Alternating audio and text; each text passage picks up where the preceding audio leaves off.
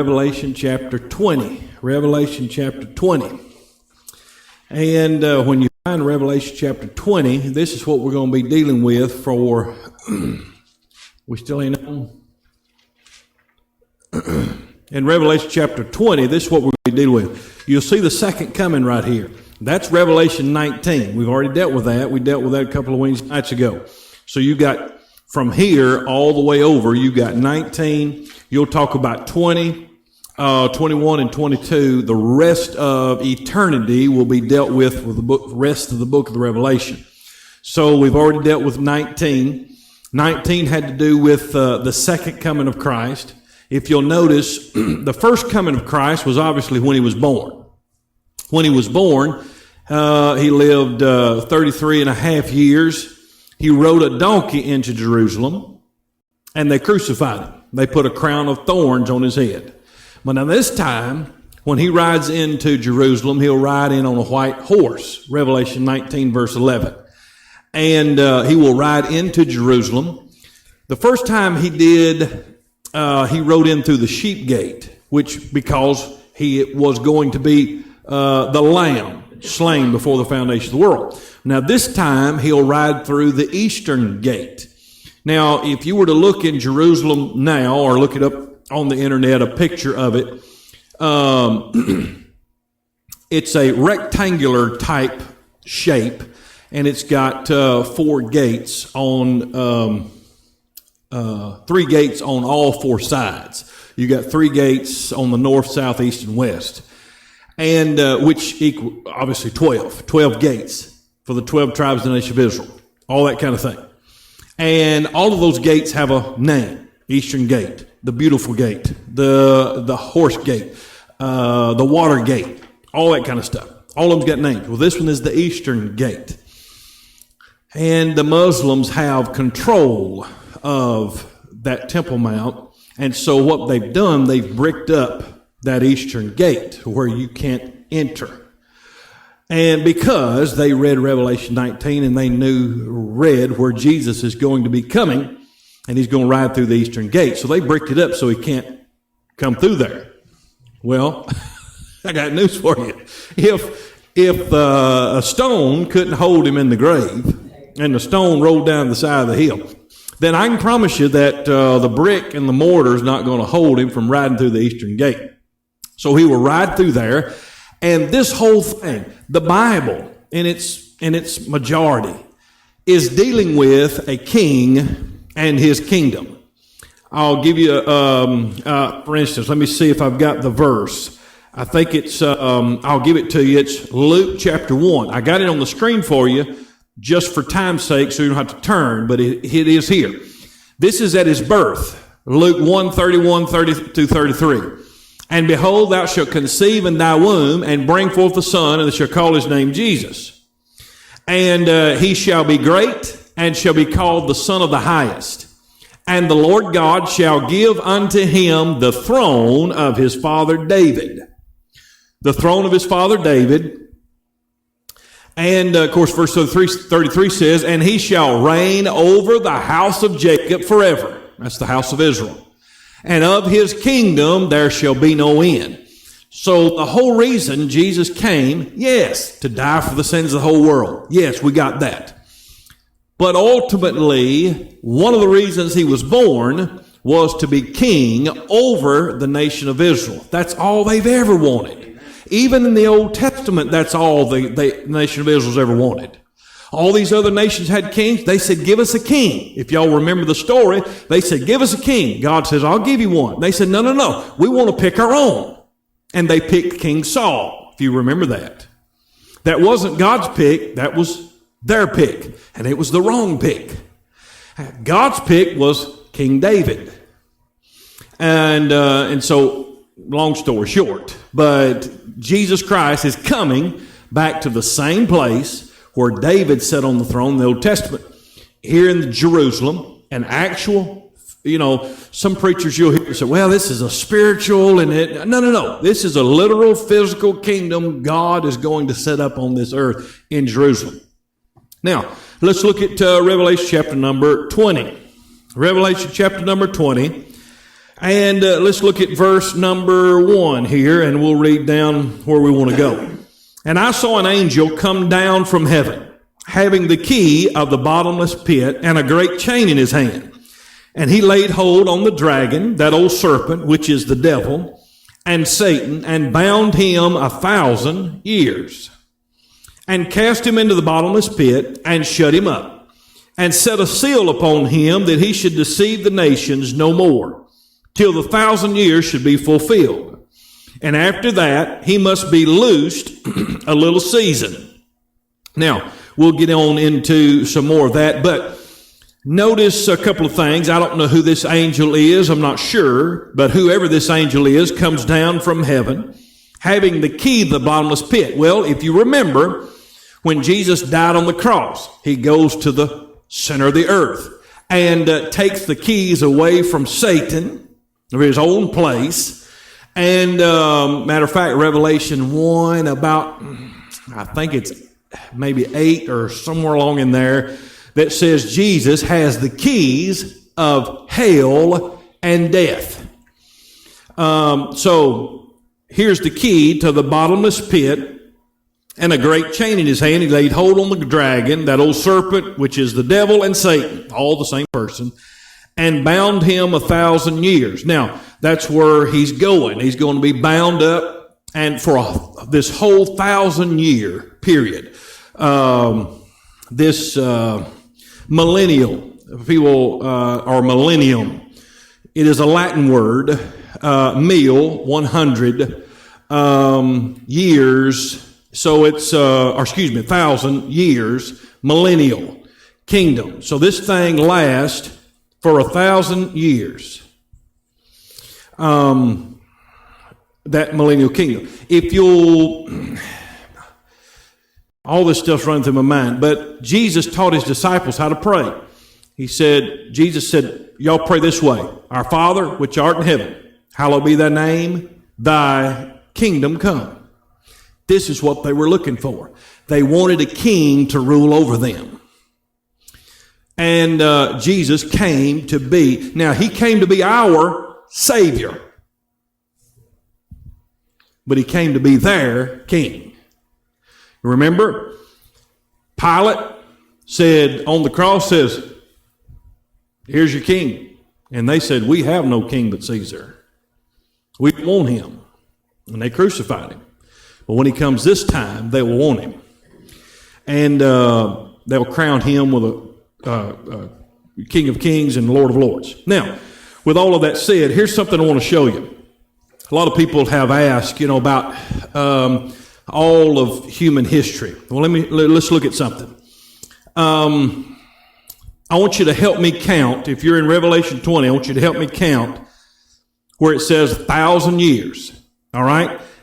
At the end of verse 2, there's 1,000 years. Y'all see that one? That's one. In the middle of verse 3, he should deceive the nations no more till the 1,000 years. Y'all see that? That's 2. And then, let's see, help me find the end of verse 4. The end of verse 4. Reigned with Christ 1,000 years. Y'all see that one? All right, the beginning of verse 5. But the rest of the dead live not until the 1,000 years. Y'all see that? How many is that? 5 or 4, 3, 4? 4. Now, verse 6. The end of verse 6. And shall reign with him, what? 1,000 years. That's 5. Look at verse 7. And when the 1,000 years are expired, Satan shall be loosed out of his prison. 6 times God wrote 1,000 years. Now, let me show you something very interesting. There's a lot of little nuggets like this in the Bible. From Adam, I know I've got here on, we've got the birth of Christ starting here. But picture way on back. From Adam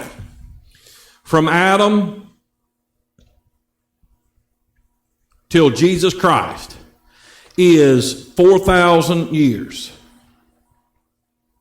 Okay? 4,000 years.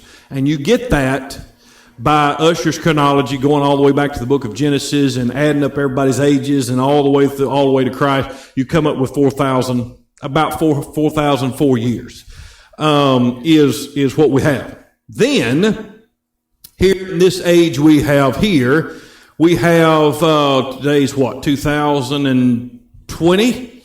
So we've got at least 2,000 years in this era. Okay? So,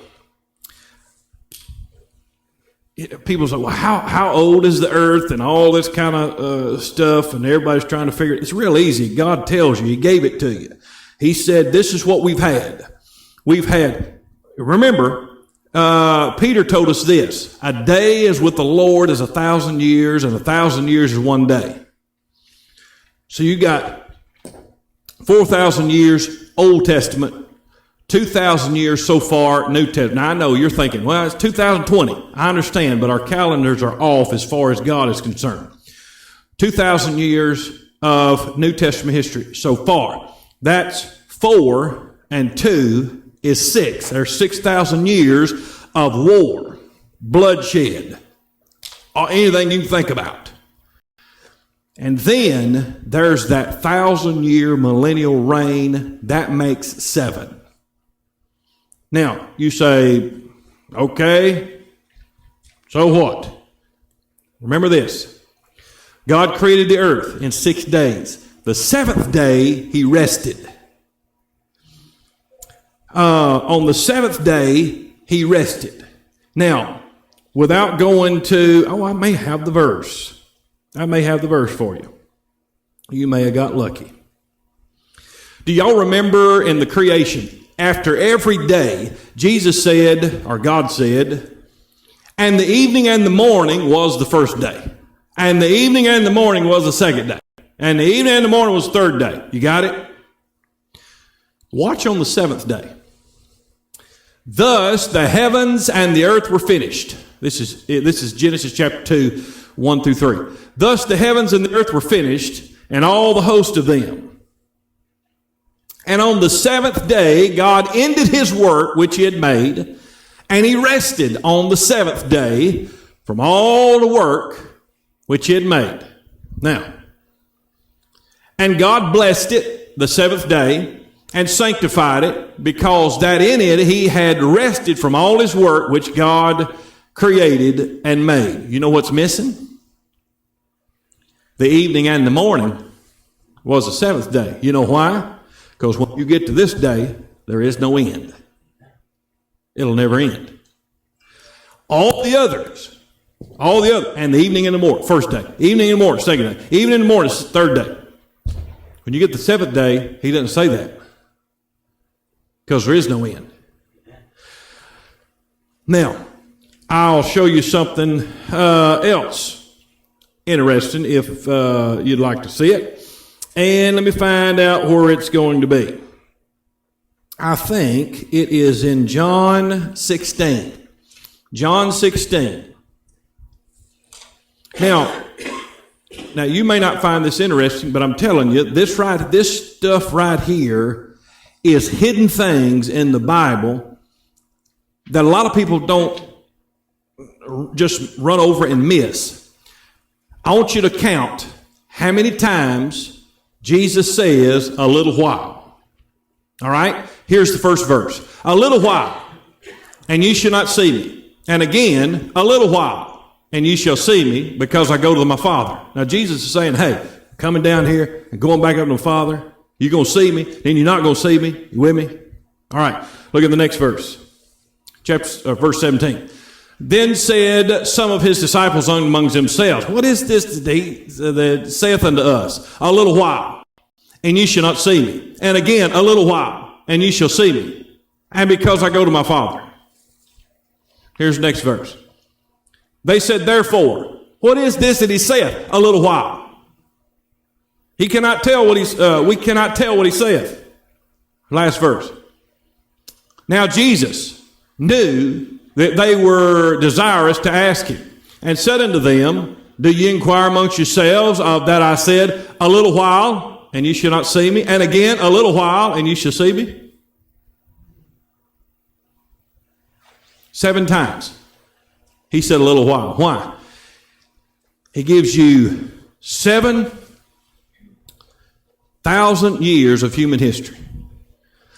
And that's what he gave the disciples, and I don't know if they got it or not, but he said 7 times, a little while, a little while, a little while, a little while, a little while, a little while, 7 times for 7,000 years of human history. And that's what we have. You've got, even when we're talking about the creation a while ago, 4,000 years in the Old Testament, that's 4 days. 2,000 years of church history, that's 2 days. That's 6 days. And then on the 7th day, he rests from his labor.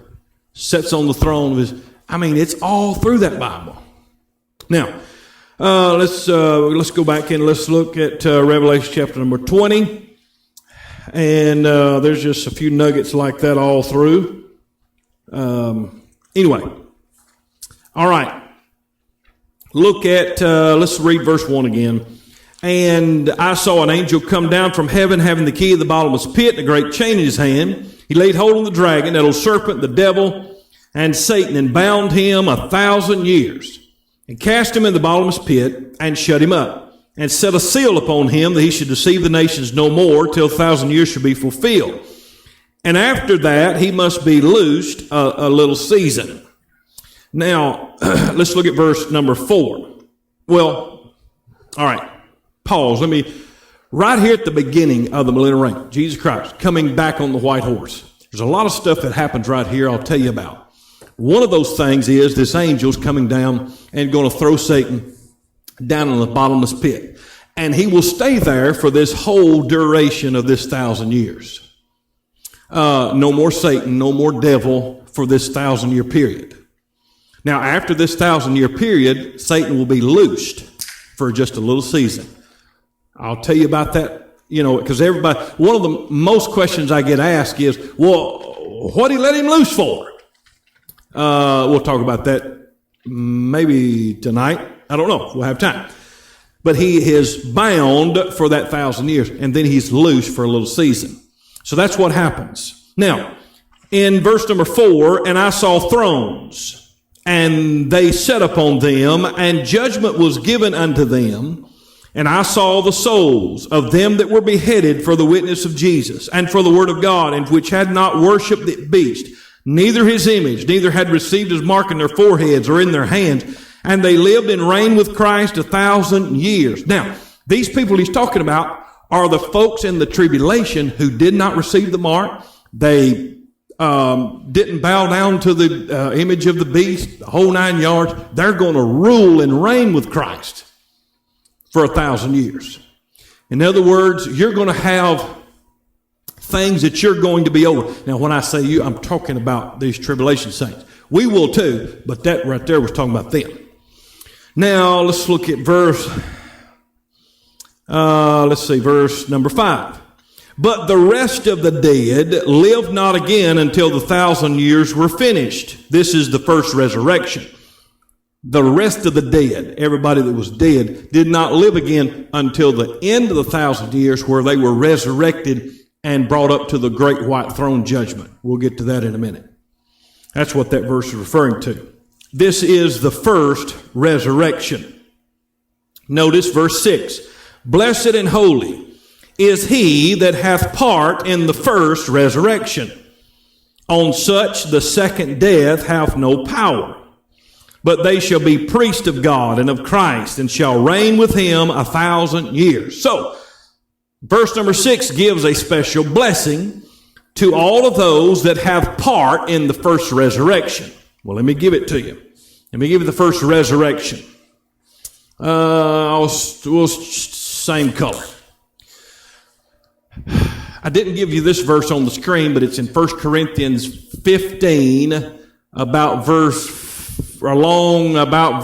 50 or so. Christ, the first fruits of the resurrection. Then after his, everybody in their own order. Okay? Christ had to be first. Do y'all remember in Matthew 27, about verse 55, and we talked about this right after Christ's resurrection, many of the graves were opened. And some of the people were raised at that particular time. Does anybody remember that? It's Matthew 27. All right? There was one right here. The resurrection. Okay? That's your one. Then you've got a resurrection right here. It's called the rapture of the church. That's where all of us go up. Whether you're in the ground, passed away, or you were still living. We go up. Here's number 2. Resurrection number 2. Then, in the middle of the tribulation, remember, we talked about those tribulation saints that were resurrected and called up. That's number 3. All right? 1, 2, 3 is, there's 3 parts to the first resurrection. All right? If you've ever had any dealings with farming, the Jewish harvest worked like this. They had the first fruits. Then they had the harvest. And then they had the gleanings, the leftovers. So the first fruits came up, Christ's resurrection. The harvest, the big harvest, is going to be the church. All of us, we go up here. And then the gleanings, the leftovers. I'll give you a little, social lesson, as far as the Bible is concerned, in the book of Ruth. In the book of Ruth, the way those farmers, you say, how'd they take care of the poor and the widows and the orphans in the Old Testament? Well, in the Old Testament, those farmers, they'd have their field like this. Well, when they'd run their tractor down like this, and then they would cut the corner like this. And then they would cut that corner. They'd run this down, and then they'd cut this corner. They'd run this down and cut that corner. So you got 4 corners that they didn't harvest. You with me? They left that. Whether it was corn, whether it was barley, whatever it was, they harvested everything except the corners. Here's the welfare. Ready? If you want it, come get it. Amen. We ain't bringing it to your house. If you want it, there it is.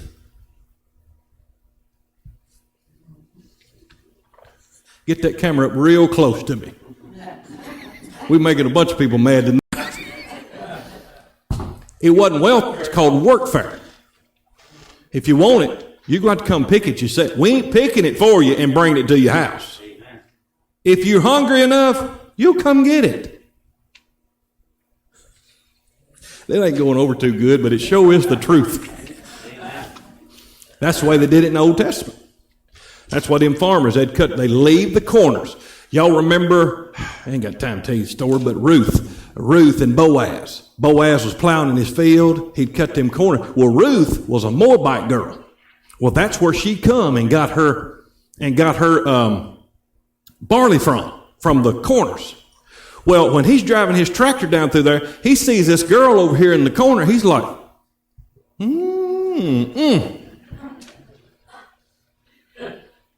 That's in the Hebrew. So he says, who is that? Hallelujah. So he tells his servants, he said, you go tell her that she can not only glean from here, but she can come over in here if she wants to. That is a perfect picture of the Lord Jesus Christ did for us. He saw us and said, I love them. Hey, just get what you want. Isn't that good? Anyway, how did we get on in Ruth in the book of Revelation? All right, so that's what we had: the first fruits, the harvest, and the gleanings. That's what we're talking about, the gleanings. That's what got me on that. The gleanings. That is the first resurrection. Verse 6 says, blessed are they that have part in the first resurrection. So guess what? We are a blessed people because we are part of that first resurrection. The reason is why we're blessed is because everybody that's a part of that first resurrection will not see death anymore. Stay in your seat, don't get excited. What did it say? Which the second death hath no power. You ain't gonna never die. Now, for those that are not a part of that first resurrection, they're lost. They're going to have part in the second death. Depart from me, I never knew you. We'll get into that a little later. But that's what he's talking about when he's talking about that first resurrection. Blessed are they that have part in that first resurrection. Okay? All right, where we get? Verse 7. Now, and when the 1,000 years are expired, Satan will be loosed out of his prison and shall go out to deceive the nations which are in the four corners of the earth, Gog and Magog, to gather them together to battle, the number of whom is as the sand of the sea. And they went up on the breadth of the earth and compassed the camp of the saints about and the beloved city. Well, every time it says beloved city, it's talking about Jerusalem. And fire came down from God out of heaven and devoured them. Verse 10, and the devil that deceived them was cast into the lake of fire and brimstone, where the beast and the false prophet are, and shall be tormented day and night forever and ever. Now, let me explain this. We are going to, there's several groups of people involved in this millennial reign. Isaiah 65 will tell you a lot of stuff. The millennial reign is going to, I'm going to give you the quick Cliff Note version of the millennial reign.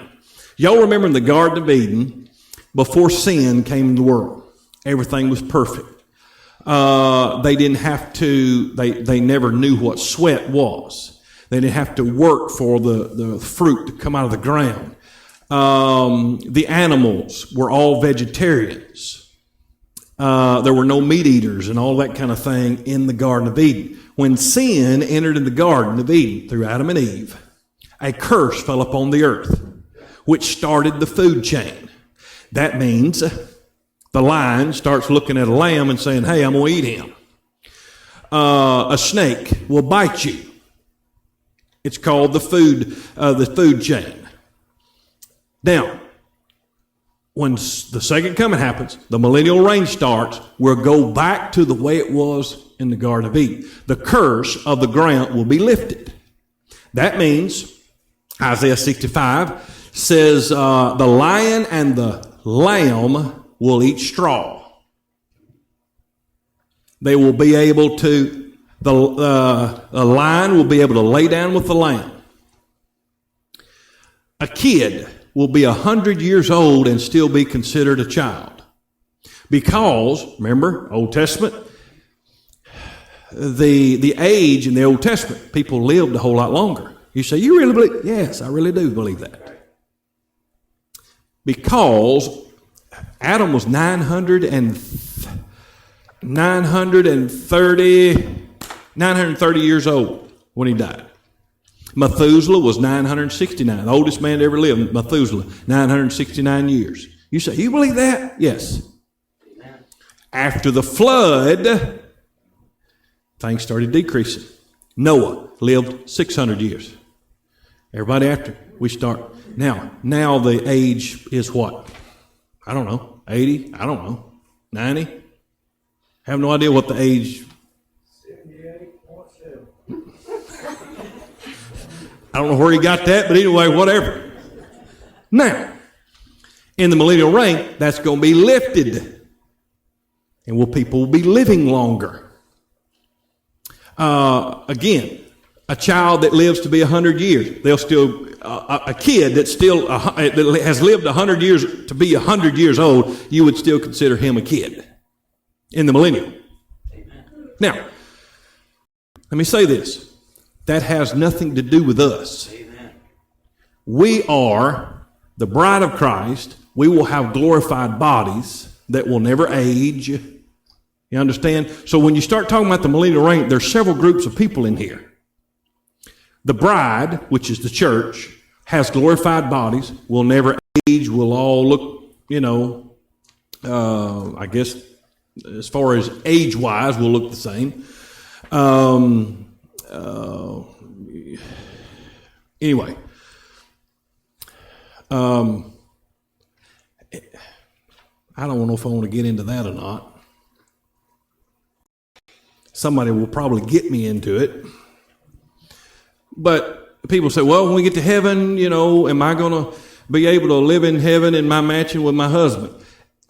In heaven, it's not going to be like that. It's not going to be husband-wife relationship. It's not going to be that way in heaven. Now, some of you men, hallelujah, I don't.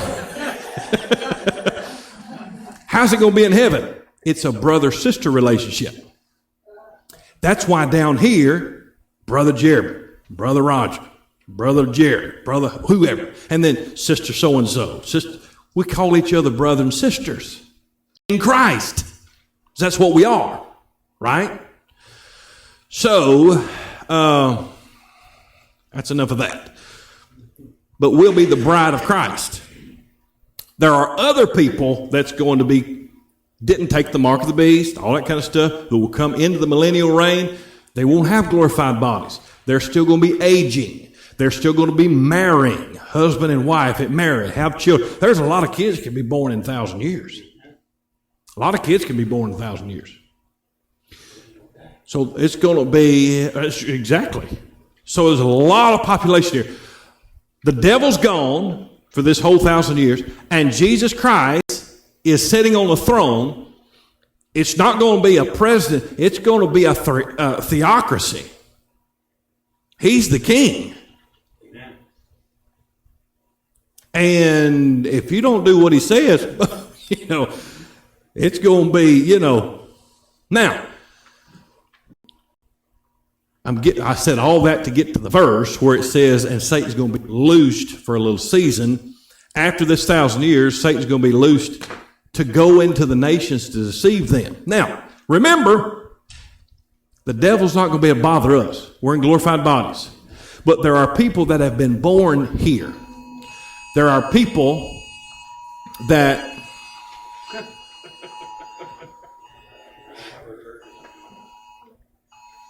I think the devil has been loosed already. I don't know if that's a weather alert or what, but anyway. There are people that will be coming through the tribulation and all that kind of stuff, and then all the kids that will be born, all this stuff, in their regular bodies. Now think about this when Satan gets loose, because I know your question is going to be, well, who, after 1,000 years with Jesus Christ sitting on the throne and no devil around, who in their right mind would go with the devil after he's loosed after that long period of time? All right, think. Adam and Eve lived in a perfect environment. No devil. Perfect environment. And what happened? Man in his natural state. Listen, what happens if you tell a kid, do not go out in the middle of that road and play? Don't let me catch you out in the middle of the road. They just tarred that road. It'll take forever to get you cleaned up. Do not go out in the middle of the road. What are they going to do? It's in every man's nature to disobey. Let me prove it again. Adults do this. I do this. You pass by a bench, it says, wet paint.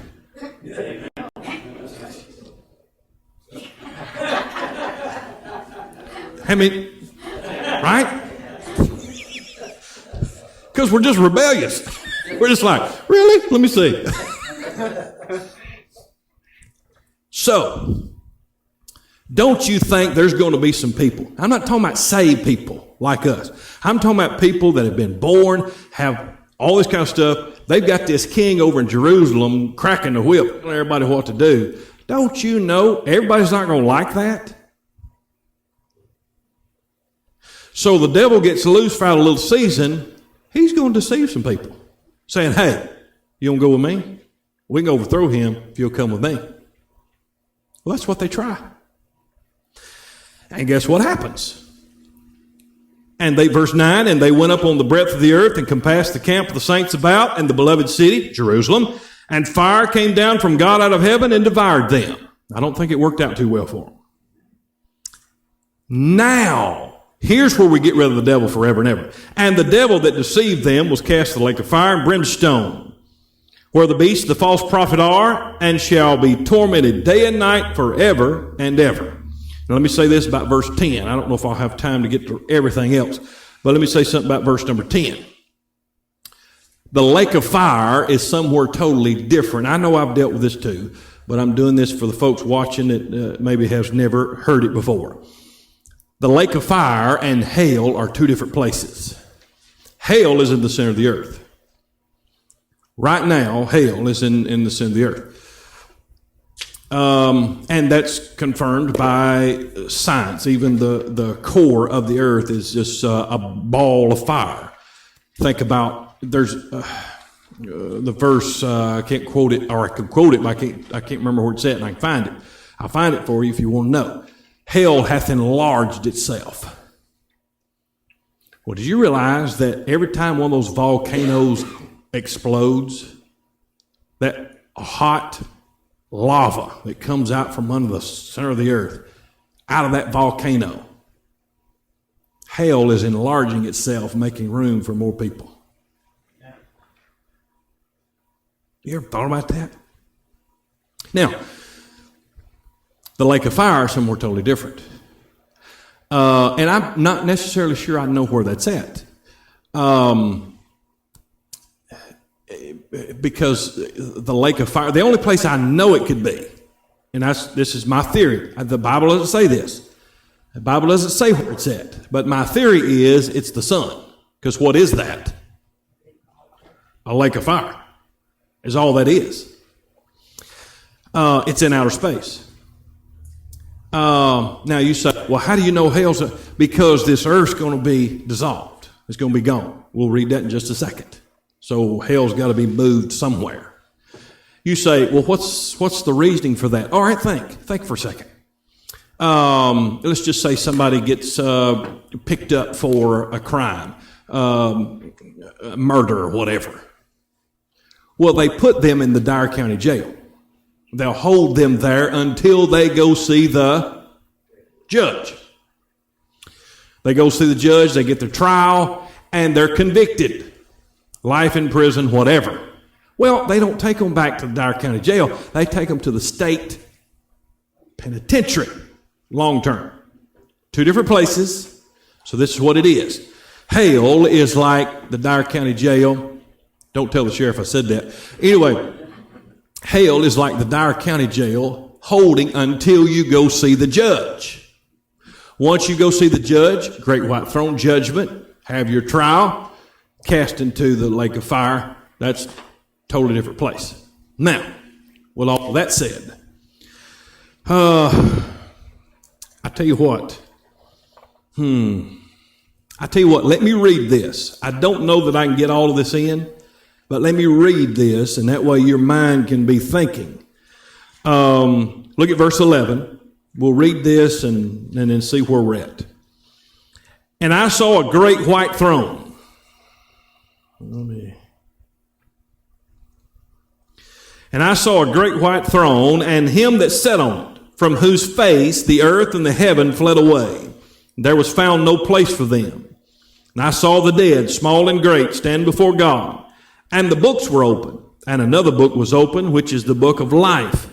The dead were judged out of those things which were written in the books, according to their works. And the sea gave up the dead which were in it. And death and hell delivered up the dead which were in them. And they were judged, every man according to their works. And death and hell were cast into the lake of fire. This is the second death. Remember I told you, we get to bypass the second death because we had part in the first resurrection. Verse 15, and whosoever was not found written in the book of life was cast into the lake of fire. This is what we call the great white throne judgment. Now, you remember, I told you, when we, as a church, are raptured, we go to a place called the judgment seat of Christ. About there, where we are judged, not to see if we're saved or not, but to receive rewards. The deeds of the body, whether it be good or bad, 1 Corinthians and Romans 10 and so on. It's called the judgment seat of Christ. You have to be saved to be at that judgment. Okay? Everybody's got to stand before God somewhere. So here you have the saved. Well, after this 1,000-year millennial reign, there's a judgment seat, a great white throne judgment for the lost. And this is where all of the dead is going to be small and great. Doesn't make any difference what your name was, how big, how much money you had, whatever. Small and great. That's what we're talking about. The dead, small and great, stand before God. And you think about this. Think about this. That verse 11 says, I saw a great white throne, and him that sat on whose face the earth and the heaven fled away. That doesn't mean the heaven where God is. I've already told you there's two more heavens other than where God is. That's the third heaven. You think about this. Think about the earth just disintegrating around you. I'm talking about if you are a lost person, don't know Christ, you're a lost person. The earth is done away with, just disintegrates and gone. And you look around, you're standing in midair with nothing to stand on. You look up and you see a man sitting on a great white throne. You look down, you're suspended in midair. Nothing to stand on. You say, how do you know? Look, the earth and the heavens fled away, and there was found no place for them. No place for them to what? No place to stand. They're in outer space, looking at a great white throne, whose face the earth and the heaven fled away. And I saw the books. The books were open. The dead, small and great, stand before God, and so on and so forth. And this is what you call the great white throne judgment. This is God's going to say, "Hey, what's your name? I don't see your name in here." It's called the book of life. If your name is not written in the book of life, that's what he's looking for. And everybody, death and hell, were cast into the lake of fire. Whosoever was not found written in the book of life was cast in the lake of fire. This ought to motivate us to fill this church up.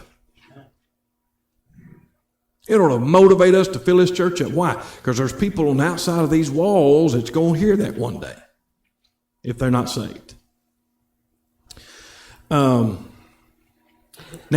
I got my name in the book of life when I got saved. Jesus Christ wrote my name in the book of life. And that's what you have to have to go to heaven. Now, there's a lot I can say, but that's a very sad verse to know that, when all of these books are open, you say, what's in these books? Well, there's two sets of books. There's a set of books, plural, and then there's the book of life. The book of life carries the names of all the saved. The books that are opened contain a lost person's works, what they did, how they lived, all that kind of thing. And you're judged out of those things which are written in those books, according to your works. Now, all right, remember this. Save people. We're not trying to get to heaven by our works. Okay?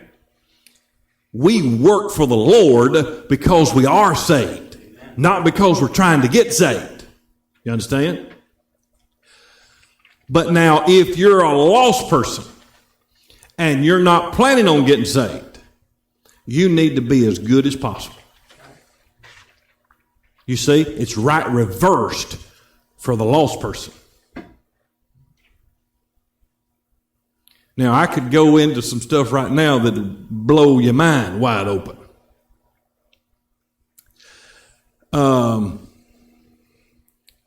But some people's hell's going to be hotter than others. Hot's hot. I don't want no part of the hot. But I sure don't want no part of the hotter and the hottest. You say, how you know? The Bible tells. Jesus told them Pharisees, he said, you are going to be a part of the greater damnation. Well, if there's a greater damnation, right? Anyway, we better stop. Look, it's fixing to get wild from